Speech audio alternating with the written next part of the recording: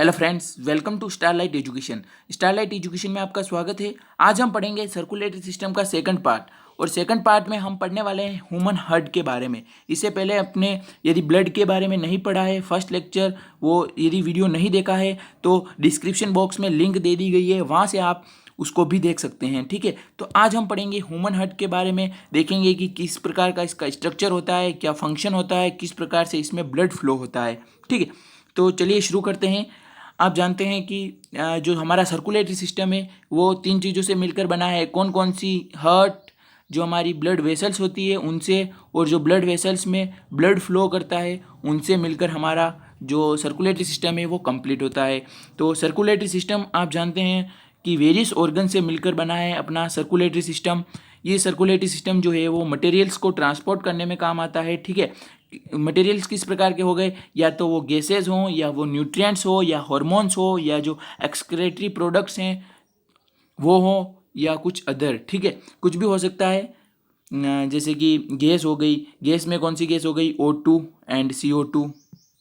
Nutrients आपको पता है हमारा डाइजेस्टिव सिस्टम जो है वो न्यूट्रिएंट्स को एब्जॉर्व करता है, और एब्जॉर्व करने के बाद में ये न्यूट्रिएंट्स ब्लड के माध्यम से सेल तक पहुंचाए जाते हैं। ठीक है, और हार्मोन्स जो हमारी ग्लैंड्स जो है वो सीक्रेट करती है, ये हार्मोन्स भी ब्लड के थ्रू ही हमारे टारगेट ऑर्गन तक पहुंचाए जाते हैं। और जो हमारे एक्सक्रेटरी वेस्ट प्रोडक्ट होते हैं वो भी जो है वो ब्लड के माध्यम से जो है वो अपने एक्सक्रेटरी जो सिस्टम है वहाँ तक जो है वो वेस्ट लाए जाते हैं ब्लड के माध्यम से।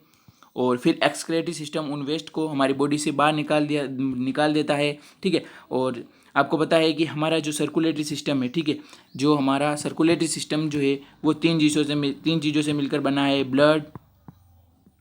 ब्लड वेसल्स, ठीक है, और तीसरा है अपना हार्ट। ठीक है, तो इन तीन चीज़ों से मिलकर बना है ब्लड आप जानते हैं जो कि ब्लड वेसल में फ्लो होता है, जिसके माध्यम से nutrients, gases, hormones, excretory products जो हैं वो ट्रांसफ़र होते हैं। और ब्लड वेसल्स क्या होती है? जिसमें ब्लड फ्लो करता है। ये जिस प्रकार से हमारा पानी जो है वो पाइपलाइन में फ़्लो करता है, उसी प्रकार से जो ब्लड है वो किस में फ़्लो करता है? ब्लड वेसल में फ़्लो करता है। और हार्ट जो है वो इस ब्लड को क्या देता है? प्रेशर देता है, ताकि ब्लड जो है वो हर ऑर्गन तक पहुंच सके हमारी बॉडी में। ठीक है, हार्ट का क्या काम है? जो ये ह्यूमन हार्ट है इसका क्या काम है? आ गई बात समझ में? प्रेशर देना किस पर? ब्लड को प्रेशर देना, ताकि ब्लड जो है वो डिफरेंट ऑर्गन तक पहुंच सके।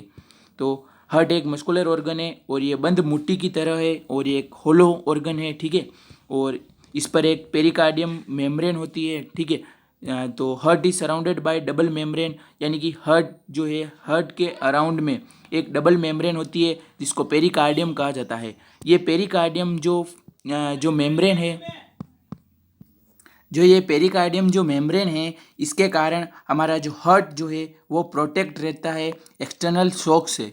ठीक है, जो एक्सटर्नल शॉक्स होते हैं उनसे हमारा हार्ट जो है वो प्रोटेक्ट रहता है। किसके माध्यम से? पेरिकार्डियम के माध्यम से। ठीक है, और पेरिकार्डियम के अंदर एक पेरिकार्डियल फ्लूइड जो होता है, फ्लूइड जो है वो प्रेजेंट रहता है। ठीक है, किसके अंदर? जो पेरिकार्डियम जो मेम्ब्रेन है, डबल मेम्ब्रेन, उसके अंदर पेरिकार्डियल फ्लूइड प्रेजेंट होता है, यानी कि फ्लूइड जो है वो भरा हुआ होता है, जो कि क्या क्या करता है? हमारे हार्ट को प्रोटेक्ट करता है एक्सटर्नल शॉक से। ये भी फ्लूइड जो है वो भी मदद करता है। तो आपको बात समझ में आ गई होगी। इस प्रकार से ये जो है वो पेरिकार्डियम डबल मेम्ब्रेन जो होती है हार्ट के चारों ओर होती है, हार्ट को घेरे हुए रखती है, जो कि, और इसके अंदर ये फ्लूइड भरा हुआ रहता है, पेरिकार्डियम फ्लूइड। ठीक है, जो आप ये बीच में देख पा रहे होंगे, ये डबल मेम्ब्रेन है पेरिकार्डियम, जो कि प्रोटेक्शन प्रोवाइड करवाती है हमारे ह्यूमन हार्ट को। और 4 चैम्बर होते हैं हार्ट के। कौन कौन से? तो पहले इमेज के माध्यम से बताता हूँ। ठीक है, right chambers and left chambers. 2 right chambers होते हैं और 2 लेफ्ट चैम्बर्स होते हैं। राइट चैम्बर्स कौन कौन से हो गए? Right atrium, right ventricle. Left chambers कौन कौन से हो गए? लेफ्ट एट्रियम और लेफ्ट वेंट्रिकल, यानी कि 4 हो गए, 1 2 3 और 4। तो दो ऊपर वाले जो चैम्बर है उनको एट्रियम कहा जाता है, 2 नीचे वाले जो चैम्बर है उनको वेंट्रिकल कहा जाता है।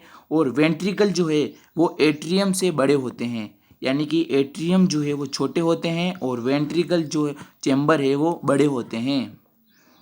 The left and right portion of heart is separated by a muscular membrane called septum, यानी कि जो ये राइट चैम्बर्स और जो लेफ्ट चैम्बर्स हैं उनके बीच में एक मस्कुलर मेम्ब्रेन होती है, ठीक है, जिससे कि ये हार्ट दो तरह के चैम्बर में डिवाइड है, राइट और लेफ्ट। तो ये राइट और लेफ्ट में क्यों डिवाइड है, क्योंकि इनके बीच में एक मस्कुलर मेम्ब्रेन होती है। इस मस्कुलर मेम्ब्रेन को कहा जाता है सेप्टम, ठीक है, सेप्टम कहा जाता है। अब वाल्व ऑफ हार्ट, यानी कि जो हमारा ह्यूमन हार्ट है उसमें दो वाल्व होते हैं, बाइकस्पिड वाल्व और ट्राइकस्पिड वाल्व, ठीक है। तो ये कहाँ पर प्रेजेंट होते हैं, ये वाल्व जो है वो आर्ट्रिकल और वेंट्रिकल के बीच में प्रेजेंट होते हैं। जो ये वाइट वाइट आपको पोर्शन दिख रहा है यही वाल्व होते हैं, ठीक है। एक वाल्व इस तरफ होता है और एक वाल्व जो है वो इस तरफ होता है।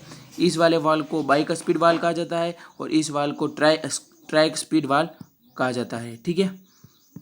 नेक्स्ट, बाइकस्पिड वाल्व को जो है वो मिट्रल वाल्व भी कहा जाता है। ये वाल्व जो होता है वो एट्रियम और वेंट्रिकल के बीच में प्रेजेंट होता है, जो कि लेफ्ट साइड में है। जो लेफ्ट साइड में जो एट्रियम और लेफ्ट साइड में जो वेंट्रिकल है उसके बीच में प्रेजेंट होता है। और जो ट्राइकस्पिड वाल्व होता है वो राइट एट्रियम और राइट वेंट्रिकल के बीच में प्रेजेंट होता है। आगे बात समझ में। तो जो बाइकस्पिड वाल्व है उसको लेफ्ट एट्रियोवेंट्रिकुलर वाल्व भी कहा जाता है और जो ट्राइकस्पिड वाल्व है उसको राइट एट्रियोवेंट्रिकुलर वाल्व भी कहा जाता है, ठीक है। ये कहाँ प्रेजेंट होता है ट्राइकस्पिड वाल्व, तो जो राइट साइड में आर्ट्रियम और जो वेंट्रिकल है उसके बीच में प्रेजेंट होता है। अब हम देखते हैं फॉर्मेशन ऑफ वाल्व का क्या फंक्शन है। तो ये वाल्व जो है, तो this valves prevent to back flow of blood, जो हमारा ब्लड है रक्त उसके बैक फ्लो को प्रिवेंट करते हैं, यानी कि ब्लड को जो है वो वापस से ऊपर नहीं जाने देते हैं। वापस बताता हूँ, जैसे कि ये ब्लड आया, ठीक है, वेना केवा के थ्रू डीऑक्सीजनेटेड ब्लड आया, ये राइट एट्रियम से जब राइट एट्रियम प्रेशर लगाएगा तो ये वाल्व जो है वो ओपन होगा। वाल्व ओपन होने के बाद में ये आ जाएगा ब्लड इसमें, ठीक है। इसमें आने के बाद में ये वाल्व ऑटोमेटिक जो है वो क्या होगा, बंद हो जाएगा। फिर ये जो राइट वेंट्रिकल है वो जोर से प्रेशर लगाएगा ताकि ब्लड जो है वो लंग्स तक पहुंच सके। तो जब प्रेशर लगाएगा तब ये जो ब्लड है वो वापस ऊपर ना चला जाए, इसीलिए यहाँ पर वो वॉल्व्स होते हैं, ठीक है, जो कि बंद हो जाते हैं। और फिर राइट वेंट्रिकल जो है वो प्रेशर लगाता है जिससे हमारा ब्लड लंग्स में जाता है। ये लंग्स में जाने के बाद में क्या होता है, प्यूरीफाई होता है और प्यूरीफाई के बाद में वापस राइट एट्रियम में आता है, लेफ्ट एट्रियम में आता है और लेफ्ट एट्रियम से वापस लेफ्ट वेंट्रिकल में आता है बाइकस्पिड वाल्व के थ्रू, और फिर यहाँ से लेफ्ट वेंट्रिकल से हमारी बॉडी में सप्लाई कर दिया जाता है, ठीक है। वो मैं आगे बताऊँगा आपको किस प्रकार से फ्लो होता है। तो आप बस इतना याद रखो यहाँ पर कि क्या इसका काम है। और जब ये वाल्व ओपन क्लोज होते हैं तब एक साउंड जनरेट होती है जिसको कहते हैं लब डब, ठीक है। जब ये वाल्व ओपन क्लोज होते हैं तब साउंड जनरेट होती है लब डब की, ठीक है।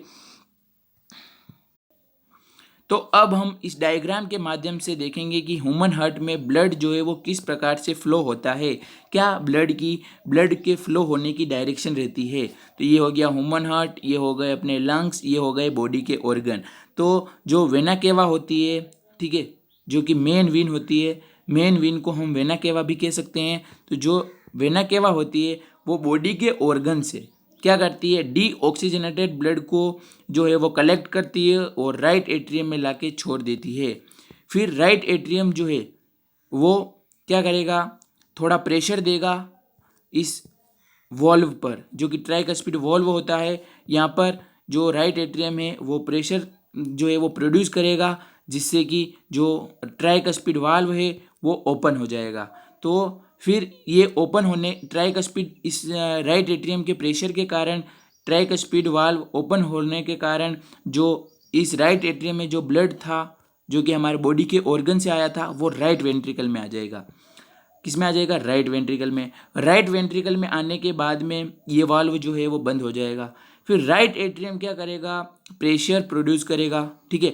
इसमें जो ब्लड है उस पर प्रेशर लगाएगा राइट वेंट्रिकल, ठीक है। उस ब्लड को जो है वो फिर पंप कर देगा हमारे लंग्स तक, ठीक है। प्रेशर के कारण राइट वेंट्रिकल में प्रेशर पड़ेगा जिससे कि हमारा जो ब्लड है वो किस में आएगा, लंग्स में आ जाएगा। किसके थ्रू आएगा? तो पल्मोनरी आर्टरी के through. Pulmonary artery right ventricle से कनेक्ट रहती है, ठीक है। जो हमारा चैम्बर है राइट वेंट्रिकल, उस चैम्बर से हमारी पल्मोनरी आर्टरी कनेक्ट रहती है, जिससे कि जो सारा डीऑक्सीजनेटेड ब्लड था वो कहाँ आ जाएगा? लंग्स में। यदि हमारा राइट वेंट्रिकल ये प्रेशर प्रोड्यूस नहीं करता, इस ब्लड पर प्रोड्यूस नहीं लगाता, तो क्या हमारा ब्लड ऑटोमेटिकली इस लंग्स तक पहुंच पाता? क्यों? क्योंकि नहीं पहुंच पाता। क्यों? क्योंकि हमारे लंग्स जो है वो हार्ट के ऊपर होते हैं। तो राइट वेंट्रिकल ने क्या किया कि इसको प्रेशर लगाया, ठीक है, इस ब्लड को, और वो ब्लड जो था डीऑक्सीजनेटेड ब्लड किस में चला गया? पल्मोनरी आर्टरी के थ्रू लंग्स में चला गया। अब लंग्स में क्या होगा? हमने रेस्पिरेटरी वाले जो वीडियो देखे थे उसमें देखा था कि किस प्रकार से जो डीऑक्सीजनेटेड ब्लड है वो ऑक्सीजनेटेड ब्लड में कन्वर्ट होता है, ठीक है। यदि आपने उसको नहीं देखा है, तो यदि आप फुल डिटेल में समझना चाहते हैं तो रेस्पिरेटरी सिस्टम पढ़िए, फिर इसको पढ़िए, आपको पता चल जाएगा कि लंग्स में और जो डीऑक्सीजनेटेड ब्लड होता है वो ऑक्सीजनेटेड ब्लड में कैसे कन्वर्ट होता है। तो यहाँ पर आपको पता है लंग्स में जो है वो एल्वियोली पाई जाती है। तो ये एल्वियोली क्या करती है कि हमारे ब्लड में जितना भी CO2 होता है उसको बाहर निकाल देती है हमारे रेस्पिरेटरी ऑर्गन के थ्रू, यानी कि, और लंग से किस में जाएगा? ट्रेकिया, ट्रेकिया से नोज, और नोज से उस CO2 को बाहर निकाल देगी। और फिर जो हमारी एल्वियोली है वो हमारे ब्लड में क्या कर देगी? O2 को मिक्स कर देगी, वो एल्वियोली जो कि लंग्स में पाई जाती है। तो फिर हमारा ब्लड क्या हो गया? लंग्स से O2 इसमें ब्लड में मिल गई, तो यानी कि हमारा ब्लड जो था, ब्लड जो है वो अब ऑक्सीजनेटेड ब्लड हो गया है। ऑक्सीजनेटेड ब्लड और डीऑक्सीजनेटेड ब्लड में क्या डिफरेंस है? ऑक्सीजनेटेड ब्लड में ऑक्सीजन प्रेजेंट होता है O2, और डीऑक्सीजनेटेड ब्लड में CO2 प्रेजेंट होता है। तो लंग्स में आने के बाद में CO2 हमारी बॉडी से बाहर निकाल दिया जाता है और O2 हमारे बॉडी में मिक्स कर दिया जाता है लंग्स के थ्रू। तो फिर हमारा ब्लड को कौन सा हो गया? ऑक्सीजनेटेड ब्लड हो गया। तो लंग्स से जो ऑक्सीजनेटेड ब्लड आया है वो जाएगा लेफ्ट एट्रियम में, ठीक है। लेफ्ट एट्रियम में किसके थ्रू आएगा? वो आएगा पल्मोनरी वेन के थ्रू। गया किसके थ्रू था? पल्मोनरी आर्टरी के थ्रू लंग्स में।